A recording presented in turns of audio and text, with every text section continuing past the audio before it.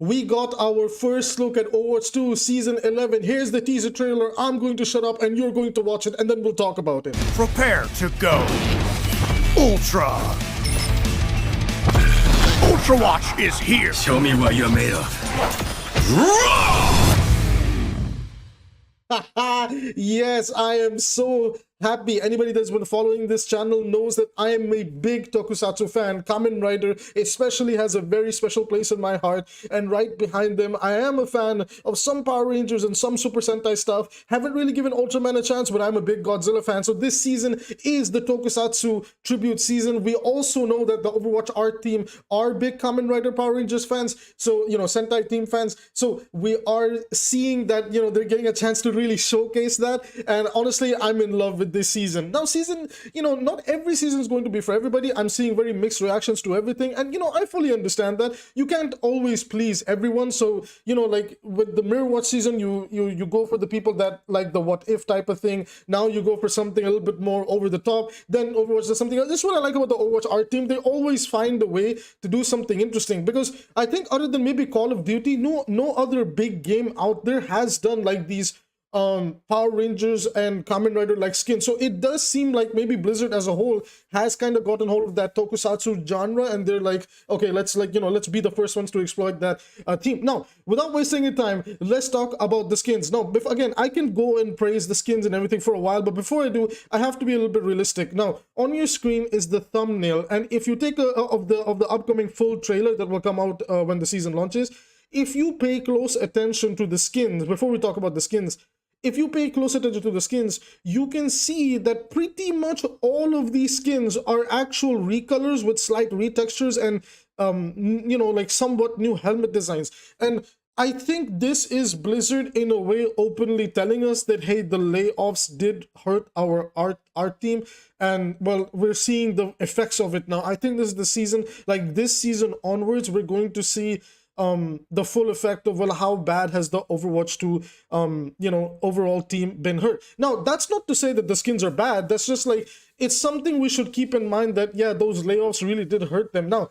does that mean every skin is going to be like this? No, of course not. If you look at this Zenyatta skin over here, and then this Roadhog skin over here, and then the Lucio skin over here, the Zen actually has a lot of work put into it, and the Roadhog is also practically a new skin. Like, these two are practically new skins, with Lucio again being in that theme of a recolor with slight, redesign and retextures and a slightly different head model. So it does seem like Overwatch will still make like completely new skins, but the frequency of overall new looking skin and a reworked skin from the past recolored with like slight like redesigns and retextures, that frequency is going to go up. So I think Overwatch has pretty much openly admitted to it with this, that hey, sorry, like shit sucks, but this is the best that we can do. And you know what, it's fine. Let's start talking about the actual skins themselves. Now, of course, it's not fine, but there's not much, the Overwatch art team and the team can do about it. It was out of their control, but they're making the best work. So let's talk about the skins. Let's wait time. First of all, we got Wrecking Ball. Guys, Wrecking Ball looks absolutely adorable. He is a little cute Power Ranger in his own little mecha running around,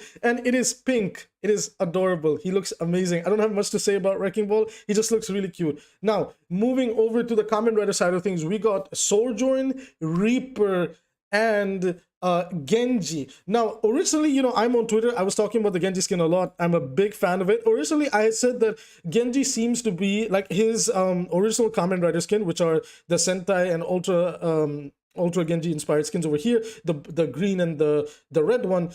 These ones are a mix of all three of those hero designs, Kamen Riders, Power Rangers, and Ultraman.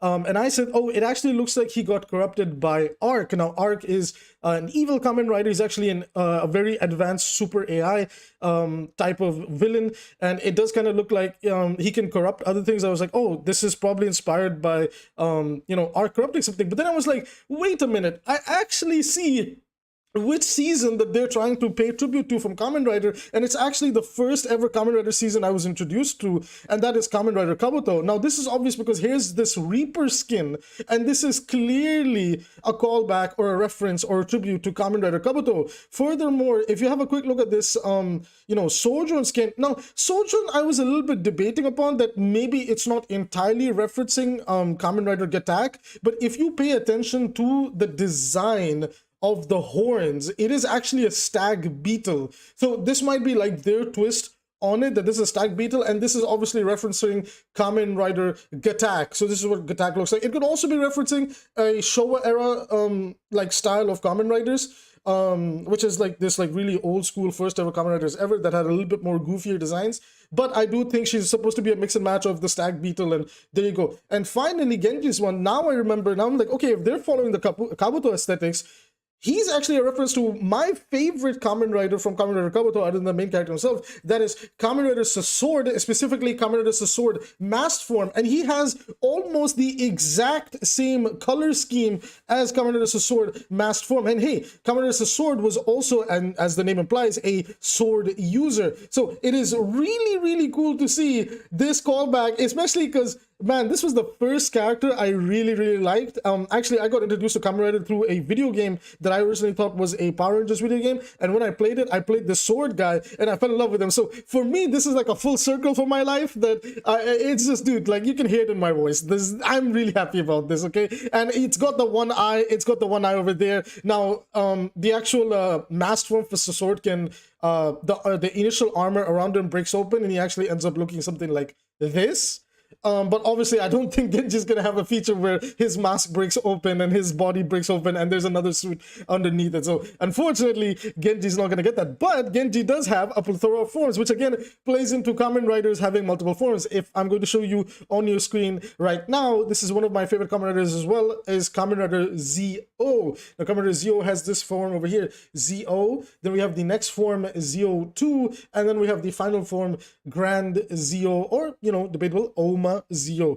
So this theme of Kamen Riders having multiple forms and then having a final form, hey, this might be, you know, Genji's Kamen Rider final form. We know Genji in lore is a big Kamen Rider fan. This is also referenced in the Happy Genji skins and the recolors of them. Genji has this cute Kamen Rider mask that he wears to the beach, so he is clearly a big Kamen Rider fan, guys. It is canon at this point that Genji is a big Kamen Rider fan. I do not want to hear it. Okay, now talking about some of the other things that we've seen is also the Ana skin. Now let me give you some lore. Again, I'm dropping a lot of lore here, but I'm so passionate about this stuff, man. I'm just happy, okay? We've not done a positive video in a while, so I'm just so excited for this season. The Ana skin is actually a big tribute, or a dead giveaway tribute to a very, very powerful Power Rangers villain that is in the comics. I don't think they've ever appeared in an official media, and I don't think they've appeared in Super Sentai. Quick note on a side note, Power Rangers is basically an American adaptation of Japan's Super Sentai. So it's basically, you know, like America like took the idea of Super Sentai and then, you know, did their own twist with it and called it Power Rangers. Now, Super Sentai is more directed towards the children, and Kamen Rider tends to be more for teen and adults, although both of the shows can have really dark and really messed up moments as well. It always catches people off guard when they think that, oh, it's probably some goofy show, and then there's like a blatant murder or some brutal killing that happens by the 12th episode, or in some dark mystery, human experimentation, any messed up thing you can think about. Kamen Rider and sometimes Super Sentai has already done it. Anyways, we're talking about the Ana skin. What is the Ana skin paying a tribute to? Ana skin is paying a big tribute to that Power Rangers villain that we were talking about. I believe he is one of the strongest Power Rangers ever. It is Lord Drakon. It is this evil white ranger. He conquered his Earth and the reality, alternate reality that he's from, and Ana is a clear tribute to him. I need this skin. Lord Drakon is actually so cool. I actually